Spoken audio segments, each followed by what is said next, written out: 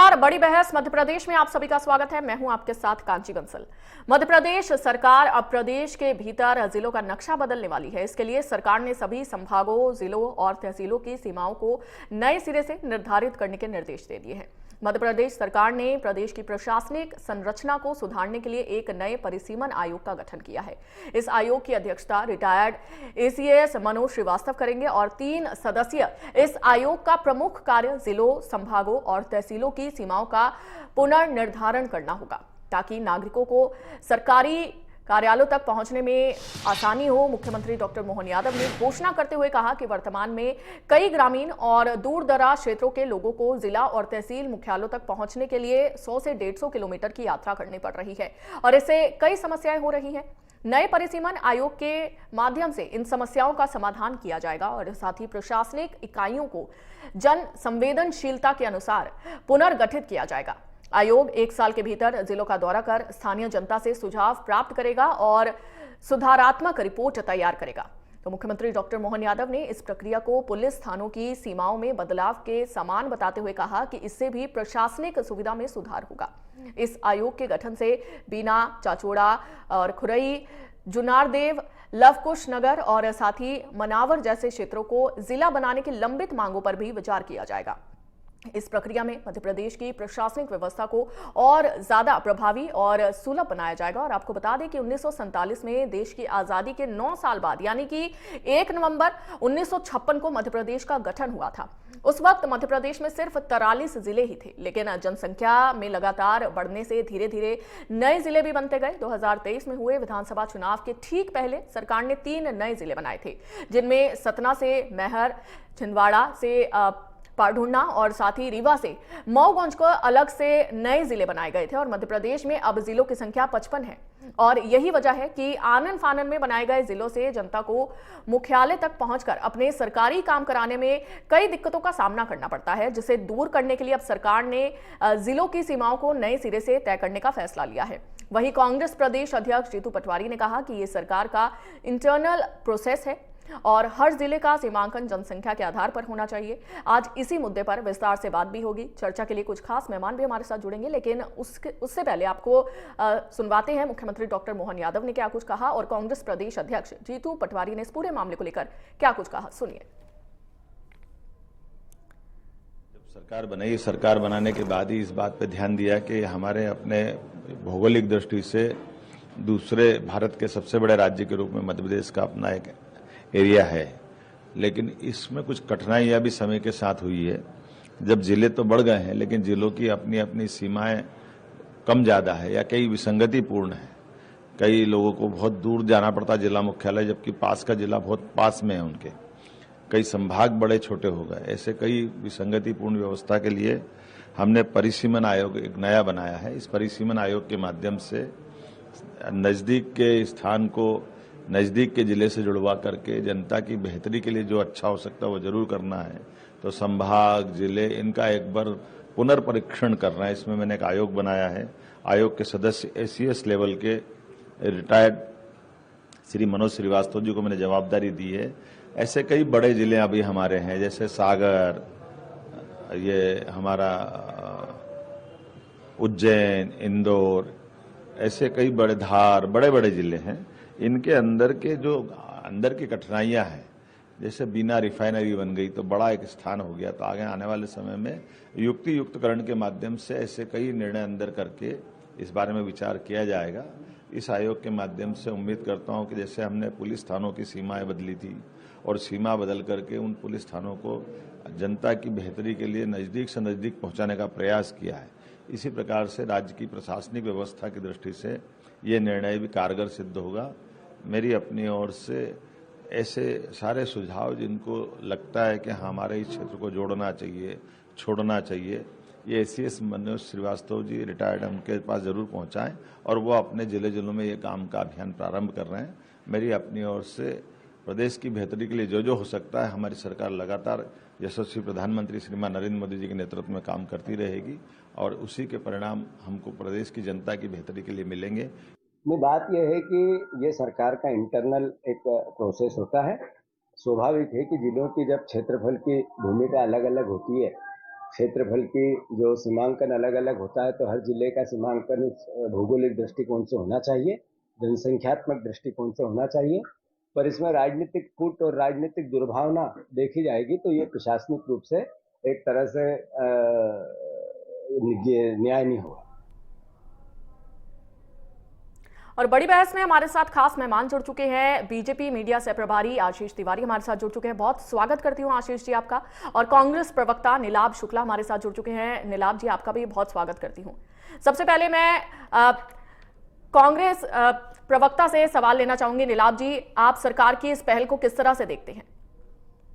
देखिए, ये सरकार का, हमारे अध्यक्ष जी ने भी कहा, सरकार का इंटरनल मामला है। सरकार किस तरह से प्रशासन को चलाना चाहती है, सरकार का व्यक्तिगत मामला है। देखिए, सबसे परिसीमन जो आवश्यक लगता है सरकार को, तो इस तरह से हो कि इसका लाभ मिले। कहीं इसमें राजनीति ना हो, कहीं गढ़ बना कि अपना गढ़ बनाने वाली प्रक्रिया ना हो, कहीं इसमें कूटनीति ना हो। इसमें जनसंख्या के आधार पर, क्षेत्रफल के आधार पर परिसीमन किया। जैसे भी 55 जिले हैं मध्य प्रदेश में, लगभग 10 संभाग है। अब जिले की संख्या हो सकता है बढ़ेगी, कुछ संख्या बढ़ेगी। इस तरह से बना जाए कि उसकी सरकारी योजनाओं का लाभ मिले। जो जहां पर जो व्यवस्था की जाए, जैसे स्कूल है, अस्पताल है, सड़कें हैं और सरकारी भवन है, और भी जो व्यवस्था है, उनको विधिवत उनका लाभ मिल सके। तो कहीं राजनीतिक लाभ लेने के लिए इसका प्रयोग नहीं किया जाना चाहिए। और वास्तव में आप चाहते प्रदेश का विकास हो, तो उसको बिल्कुल एक कहना चाहिए कि एक ऐसे चश्मे से देखना चाहिए जो राजनीतिक ना हो। चलिए ठीक है, आपसे जानना चाहूंगी मैं, परिसीमन से क्या फायदा होगा आशीष जी? देखिए, मध्य प्रदेश की सरकार ने जो ये निर्णय लिया है और आदरणीय मुख्यमंत्री श्री मोहन यादव जी ने इस बात का निर्णय लिया है, तो इसका मूल कारण है कि मध्य प्रदेश के उन क्षेत्रों में जहां पर मूलभूत सुविधाएं पहुंचने में कहीं ना कहीं भौगोलिक दृष्टि से परेशानी उत्पन्न हो जाती है।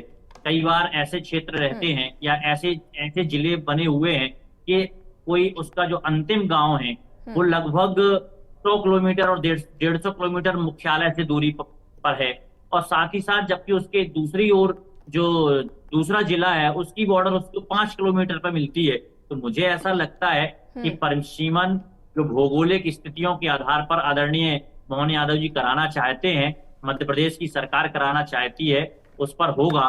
और जहां भी हमारे कांग्रेस के साथी ने अपनी इच्छा व्यक्त की कि राजनीति नहीं होना चाहिए, तो निश्चित तौर पर राजनीति करने का काम कांग्रेस की सरकारों में होता रहा है। भारतीय जनता पार्टी की सरकार जनता के साथ रही है, जनता के हितों को देखकर काम करने वाली सरकार है, और जनता के कामों को करने के लिए ही हमारी पहचान है। यही कारण है कि आज देश के अंदर और मध्य प्रदेश के अंदर केवल भारतीय जनता पार्टी है। ठीक है, नीलाभ जी आप क्या कहेंगे? देखिए, मैं आशीष जी की बात को ही आगे बढ़ाना चाहता हूँ। इन्होंने कहा जनता के हितों की बात है। देखिए, ये तो परिसीमन की एक बात हो गई, विषय हो गया। मैं विषयांतर भी नहीं कर रहा हूँ। परिसीमन होना चाहिए, राजनीति नहीं होना चाहिए, ज्यादा से ज्यादा लाभ जनता को मिले, सरकारी योजनाओं को क्रियान्वित हो सके। ये महत्वपूर्ण ये है। इसके साथ साथ अन्य जो समस्या प्रदेश की, उस पर भी गौर किया जाना चाहिए। आज मध्य प्रदेश बलात्कार में अव्वल है। प्रतिदिन औसतः 17 महिलाओं के साथ बलात्कार होता है। उज्जैन की थालिया घटना का ताजा उदाहरण है। आप उसके देखिए, किसानों की हालत खराब है। यूरिया नहीं मिल रही, समय पर खाद नहीं मिल रही, बीज नहीं मिल रहे, ओले पाले का मुआवजा नहीं मिल रहा, किसानों का कर्ज माफ नहीं हो रहा है। ये देखिए, तो इस पर भी गौर किया जाना चाहिए। आप देखिए, प्रदेश में अब तक जितनी भी इन्वेस्टर मीट हुई है, उसका रिजल्ट क्या निकला है? कितना निवेश हुआ है, कितने उद्योग धंधे लगे हैं, कितने लोगों को रोजगार मिला है। भाई, आपने करोड़ों रुपया इन्वेस्टर मीट के इवेंट के नाम पे खर्च किया, उसका भी एक आकलन होना चाहिए कि अगर कितने उद्योग लगे यहाँ पर, उसका रोजगार, आपने ये दावा किया तो रोजगार बढ़ेगा, बाहर का लोग पैसा निवेश करेंगे, उद्योग धंधे लगेंगे। तो अभी तक आपने इन्वेस्टर मीट किए, अगर उसका सार क्या निकला? उसके बाद एक जो महत्वपूर्ण समस्या प्रदेश की है, अब देखिए, मजदूर आदिवासी, उनकी हालत तो और भी खराब है। अभी एक समाचार पत्र में पढ़ रहा था कि मजदूर गरीब लोगों ने अपने बच्चे 25,000 रुपए में बेच दिए। अभी की घटना है, तो बड़ा ये हृदय विदारक घटना है। इस तरह घटना प्रदेश में क्यों हो रही है? तो ये संविदा कर्मियों की बातें आप देखिए, उन्हें आप लगातार उनकी 10 में से आप सिर्फ ये मानते हैं, आपने उनकी मानदेय बढ़ाया, लेकिन आज तक उनको नियमित नहीं किया गया। तो कई चीजों पर आपको गंभीरतापूर्वक विचार करना होगा। सबसे बड़ी बात भ्रष्टाचार पे मैं आ रहा हूँ। मेरे भाजपा मित्रों, बता दूं, ये कांग्रेस कार्यालय की रिपोर्ट नहीं है, स्पष्ट कर दूं, आप भी समझे। ये केके की रिपोर्ट है। केके ऐसी संस्था है जो आय व्यय का नियंत्रण रखती है, भारत के नियंत्रण एवं महालेखा परिषद होती है। उसने कहा है कि मध्य प्रदेश के 28 विभागों में 20,685 करोड़ रुपए का घोटाला हुआ है, गड़बड़ हुई है। जहां राशि खर्च करना गई थी वो खर्च नहीं हुई। या देवी की बात बता रहा हूं, मैं फिर रिपीट करूं, ये कांग्रेस कार्यालय की रिपोर्ट नहीं है। एक ने जो ठीक सवाल उठाए कि अवास्तविक प्रस्ताव, व्यय निगरानी तंत्र, इन सब में घोटाले हुए।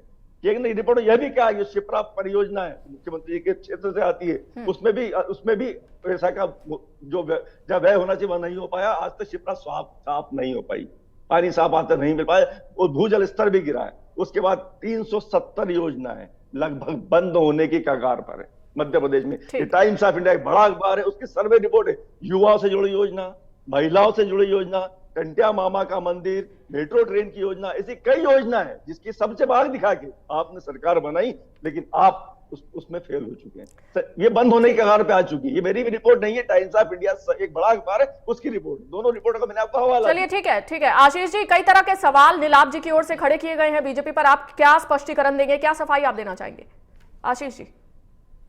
देखिए, भारतीय जनता पार्टी सफाई नहीं, भारतीय जनता पार्टी अपनी उपलब्धियों को बताती है। और जब इन्होंने इस विषय को छू लिया है तो निश्चित तौर पर मैं भी उन्हीं बातों को फाड़ने की कोशिश करूं।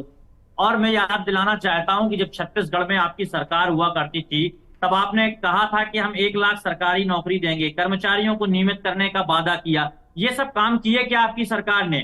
शराब की बिक्री पर पूर्ण प्रतिबंध लगाएंगे, क्या ये काम किया आपकी छत्तीसगढ़ की सरकार ने? आप जहां कांग्रेस में हिमाचल की बात है तो वहां पर नहीं, आपने विषय को छोड़ा। ठीक है नीलाभ जी, मैं आपके पास भी आऊंगी नीलाभ जी, टॉपिक हमारा परिसीमन है आज का, लेकिन आपने भी तो अन्य मुद्दे को छेड़ा ना नीलाभ जी।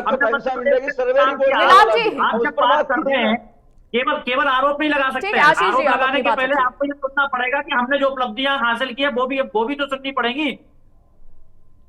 आशीष जी अपनी बात रखिए। जी देखिए, मध्य प्रदेश की सरकार अधोसंरचना के क्षेत्र में काम कर रही है।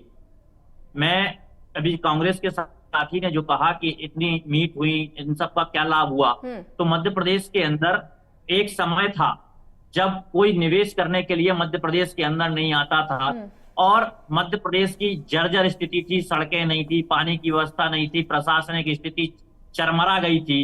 यदि किसी को मध्य प्रदेश के अंदर निवेश करना है तो प्रशासन उसका सहयोग नहीं करता था। आज मध्य प्रदेश के मुख्यमंत्री आदरणीय मोहन यादव जी ने लगातार प्रयास किया, ग्वालियर के अंदर एक निवेश के लिए बहुत बड़ा कार्यक्रम आयोजित हुआ और लगातार इसके लिए प्रयास हो रहे हैं। अगर हम ये कहना चाहते हैं, यदि मान लीजिए हम किसी काम को करते हैं, एक बार हमें सफलता नहीं मिलती तो हम काम करना बंद नहीं कर सकते। सरकार का दायित्व है कि प्रयास करते रहना चाहिए काम करने के लिए, तब जाके सतत रूप से जब प्रयास किए जाते हैं और सच्चे मन से प्रयास किए जाते हैं तब वह सार्थक होते हैं और उसके बाद में मध्य प्रदेश आगे बढ़ रहा है। तो आप अपने उन दिनों को भी याद करिए। यदि आप विपक्ष में बैठे हैं इतने लंबे समय से, तो निश्चित तौर पे आपके जो कार्य करने की शैली रही होगी, जो आपकी सोच रही होगी, उस सोच ने आपको मध्य प्रदेश में विपक्ष में बैठा रखा है। चलिए ठीक है आशीष जी, मैं आपसे ये जानना चाहूंगी, परिसीमन पर ही हम वापस आ जाते हैं। परिसीमन में किस तरह की चुनौतियों का सामना करना पड़ेगा, बीजेपी की क्या प्लानिंग है? देखिए, निश्चित तौर पर जब परिसीमन होगा तो बहुत लंबे समय से जो जिलों में ग्रामीण क्षेत्र हैं, जो तहसीलें हैं, यदि उन्हें बदला जाता है, अन्य जिले में भेजा जाता है, तो निश्चित तौर पे शुरुआती दौर पे कुछ परेशानियां होती हैं, जो एक प्रशासनिक परेशानियां होती हैं, और उन सबको हल करने के लिए मध्य प्रदेश की सरकार ने जो एक आयोग का गठन किया है और मध्य प्रदेश में उसमें एक टीम लगेगी जो काम करेगी, जो प्रशासनिक अधिकारियों की, वो इन सभी बिंदुओं की छानबीन करेगी और काम करेगी। और अभी इसकी चर्चा शुरू हुई है, तो निश्चित तौर पर इसमें जनता के जो विचार हैं उनको भी लिया जाएगा, आम लोगों की राय को भी लिया जाएगा, और उसके आधार पर सरकार काम करती है कि किस प्रकार से काम किया जाए कि लोगों को दिक्कत ना हो, और उनके सुझावों से निश्चित तौर पे सरकार अच्छा काम करने का प्रयास करेगी। आशीष जी, ये बड़ी प्लानिंग बीजेपी की ओर से की गई है, जनता के हित में ये बड़ा कदम भी माना जा रहा है, तो ये प्लान कब तक इंप्लीमेंट कर दिया जाएगा? निश्चित तौर पे अभी हम ये कह सकते हैं कि इसकी एक योजना बनेगी, योजना बनने के पश्चात में सरकार काम करेगी, और ये चूंकि बड़ा विषय है तो थोड़ा बहुत समय लग सकता है, पर मध्य प्रदेश की सरकार की जो मंशा जिस हिसाब से दिख रही है मोहन जी की, मुझे ऐसा लगता है कि लगभग अगले चुनाव के पहले हम इस काम को कर लेंगे। चलिए ठीक है, नीलाभ जी आपसे जानना चाहूंगी। जी नीलाभ जी, मतलब तिवारी जी की बातों का लब्बो लुआब ये निकला मुझे, इन्होंने कहा अगले चुनाव के पहले हम ये सब परिसीमन कर लेंगे और व्यवस्था को, तब तक जो मूलभूत समस्या उनका क्या होगा, जो मुंह बाहर समस्याएं खड़ी है। समस्याओं पे आप काम कर तिवारी जी पर्याप्त समय मिला आपको, तो आपने कहा चुनाव के पहले हम कर लेंगे, तो अब ये बीच का समय है, तो किससे क्या मुद्दे गौण हो जाते हैं, समस्याएं खत्म हो जाती है। इन समस्याओं का आज ग्रामीण इलाकों में सड़कें नहीं, आप देखिए पहली बारिश में आधे मध्य प्रदेश की सड़कों में गड्ढे खोल गए, तो ये ठेकेदारों के भ्रष्टाचार की भेंट चढ़ गई। सड़कों की बात मत करिए आप, सड़कों के लिए आपको याद करना पड़ेगा अपने आपकी सरकार ने हो जाते हैं। आशीष जी आप रक्तचाप मत बढ़ाइए, आप रक्तचाप मत बढ़ाइए, मेरी बात सुनिए। आज देखिए गौशाला में बच्चों की स्कूलें लग रही है, आप देखिए स्कूलों में शिक्षक नहीं है, भवन नहीं है, पीने का पानी नहीं है, मध्याह्न भोजन नहीं मिल रहा है, उसके बारे में आप क्या करेंगे, उसके बारे में आप क्या करेंगे? यही स्थिति सरकारी अस्पतालों की भी है। अब आपने एक नई बात छेड़ी है कि हम परिसीमन करेंगे चुनाव के पहले, उसके बाद तो ये मुद्दे तब खत्म होंगे, समस्याएं तब तक क्या यथावत रहेगी? मैं बड़ा सवाल करना चाहता हूँ आपसे। आज जो प्रदेश समस्या जूझ रहा है, वर्षों वर्षों से आपकी सरकार है, उसका भी समस्या यथावत है। तो आपने फिर एक नया मुद्दा छेड़ दिया कि परिसीमन होगा, जिले बनेंगे, उसके बाद चुनाव के पहले तो हम ये काम करेंगे। तो ये जो समस्या मुंह बाए खड़ी है, इनको कौन हल करेगा ये बताया आप? या कब सड़कों की हालत सुधरेगी, सरकारी अस्पतालों की हालत सुधरेगी, कब स्कूलों की हालत सुधरेगी, कब महिलाओं के साथ जो अपराध हो रहे वो कम होंगे, कब किसानों की समस्याएं दूरेगी, कब आदिवासियों का उत्थान होगा। मैं विषय में बात करना चाहता हूँ, आपने तो कह दिया परिसीमन होगा, विद्युत की सप्लाई आपके समय कैसे होती थी, ग्रामीण क्षेत्रों में लाइट नहीं होती थी, आज मध्य प्रदेश के गांव में बिजली के खंभे पहुंच गए, बिजली का तार पहुंच गया है, लगातार सड़कों पर जाल बिछ रहा है। तिवारी जी एक एक कर बोलिए सर। नीलाभ जी पहले आप अपनी बात रखिए, आशीष जी फिर मैं आपको भी समय दूंगी सर। नीलाभ जी आपने आपकी बात मानी, आपने परिसीमन किया, हमने उसका स्वागत कर दिया, हमने कहा इसमें राजनीति नहीं होना चाहिए, आपने कहा ठीक है, फिर आपने कहा कि चुनाव के पहले तक ये हो जाएगा, इसको अभी बचे हैं कम से कम 4.5-5 साल। अब यह बताएं जो समस्याएं खड़ी है इसके बारे में आपने क्या सोचा है? आपने महिला सुरक्षा के बारे में क्या सोचा है? आपने किसानों की समस्या के बारे में क्या सोचा है? आपने सरकारी स्कूलों की जो हालत दयनीय हो रही है उसके बारे में क्या सोचा है? सरकारी अस्पतालों के बारे में क्या सोचा है? आप ये बताएं। जो प्रदेश की योजनाएं बंद हो चुकी है उसके बारे में क्या सोचा है? जो भ्रष्टाचार का जो केक की रिपोर्ट आई है उसके बारे में आपने क्या सोचा है? इसके बारे में कोई विजन है? इसके बारे में कोई योजना है? नहीं है। मैं वही कहना चाह रहा हूं कि कुल मिला के आप जो मुख्य मुद्दे हैं उनसे कब तक आंखें चुराएंगे? चलिए ठीक है। नीलाभ जी ने कई सवाल एक बार फिर से खड़े किए आशीष जी, चूंकि नीलाभ जी आपने किसानों को लेकर भी जिक्र किया, डॉक्टर मोहन यादव की सरकार तो कई तरह की योजनाएं किसानों के लिए लाई है। तो मैं आपको एक बात ठीक है आशीष जी, नीलाभ जी मैं आपके पास आऊंगी। आशीष जी मैं आपकी प्रतिक्रिया चाहूंगी। छोटी सी बात है नीलाभ जी मैं आपको समय दूंगी सर, एक एक करके। अभी मैं आप कांग्रेस के अपने साथी प्रवक्ता को याद दिलाना चाहता हूं कि आपने जब मध्य प्रदेश हमें दिया था और आपसे हमें मध्य प्रदेश योजनाओं से बना हुआ दौरान मैं तो विषय पे आ रहा हूँ ना, योजनाएं चाहे सड़कों की योजनाएं, चाहे बिजली की योजनाएं, ये सब योजनाएं दिग्विजय सिंह जी के शासनकाल में शुरू हो चुकी है। काम ठीक है नीलाभ जी, ठीक है सुन लिया नीलाभ जी हमने आपको। ठीक है नीलाभ जी, आपने इन योजनाओं का नाम बदल दिया और हमारी सरकार ने काम किया, काम किया है, आपके समय पे योजनाएं नहीं, सिंचाई की योजना हो, ठीक है, चाहे बिजली की योजनाएं हो, चाहे सड़कों की योजनाएं हो, चाहे स्कूलों की योजना, ये सब दिग्विजय सिंह के शासनकाल में 70% काम हो चुका था। इसने आपने सिर्फ उसका सेहरा अपने सिर बांधा है और बार-बार आपके साथ होती है, काम किया होता है, आप चाहे इसका रिकॉर्ड उठा के देख सकते हैं। ठीक है आशीष जी आप अपनी बात के साथ होती है, काम किया होता। देखिए उस समय को याद करना पड़ेगा जब मध्य प्रदेश हमें मिला था। मध्य प्रदेश दस्यु प्रभावित क्षेत्र था, मध्य प्रदेश में सड़कें नहीं थी, सिंचाई का रकबा था। अभी आप बोल रहे थे, मैं बता रहा हूँ ना, आप बोल रहे थे सिंचाई का रकबा कितना था, पता नहीं अपनी 2003 अपनी 7 की सरकार में कहाँ तक लेके आए हैं। आप बताइए आपने कितने बांध बनाने का काम किया। हम तो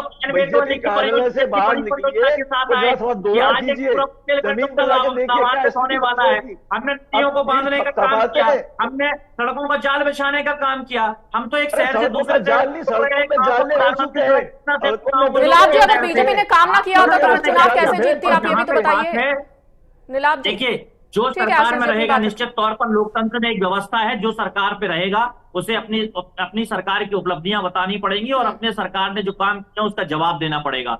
और जहां तक अभी हमारे कांग्रेस के साथी जिस प्रकार से बात कर रहे थे, तो मुझे ऐसा लगता है कि कम से कम उन्हें अपनी सरकारों के कामकाज की समीक्षा कर लेनी चाहिए एक बार कि उनकी सरकारों ने कितना काम किया है। जहां वो मेडिकल की बात कर रहे थे, तो आज मध्य प्रदेश के अंदर लगातार मेडिकल कॉलेज खुल रहे हैं, जहां पर हमारे प्राथमिक स्वास्थ्य केंद्र थे उनका हमने उन्नयन करने का काम किया है। तो आज लगातार मध्य प्रदेश के अंदर स्वास्थ्य और शिक्षा की व्यवस्थाएं बेहतर हुई हैं। तो अब ऐसे समय पर कांग्रेस के लोग जब एक और नया अच्छा काम होने वाला है तो उसमें भी प्रश्न चिन्ह खड़ा करते हैं। तो मुझे ऐसा लगता है ये विकास से कोसों दूर है।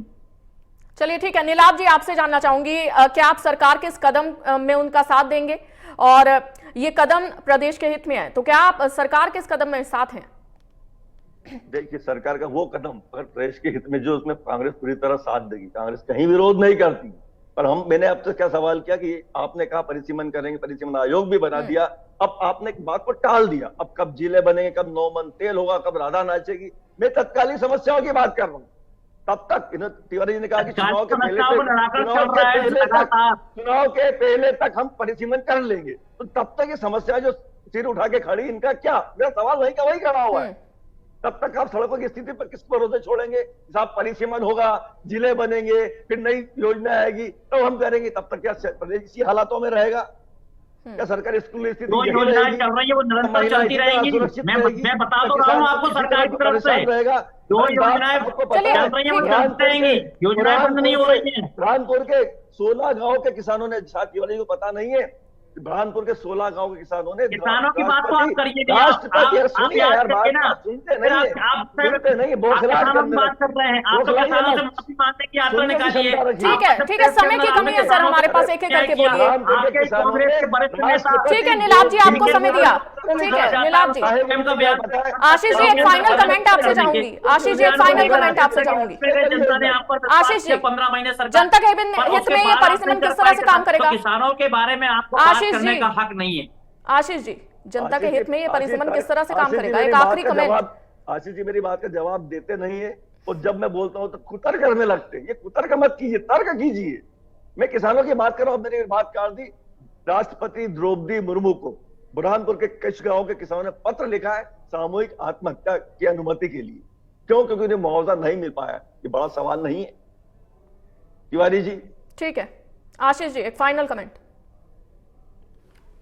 देखिए, मध्य प्रदेश के अंदर जो परिसीमन आयोग बनाने की विचार सरकार का आया है और सरकार इस पर काम कर रही है, तो निश्चित तौर पर इसकी एक योजना है, इस योजना पर हम काम करेंगे। और अभी निरंतर सरकार के द्वारा लगातार काम किया जा रहा है, सरकार की योजनाओं का लाभ लोगों को मिल रहा है, और यही कारण है कि मध्य प्रदेश की जनता के हृदय में भारतीय जनता पार्टी की सरकार स्थापित है। और जहां तक आप किसानों की बात कर रहे हैं, किसान भाइयों का प्रेम इसमें और आशीर्वाद भारतीय जनता पार्टी की सरकार के साथ है। यही कारण है कि मध्य प्रदेश के अंदर लगातार इतने लंबे समय से स्थापित है।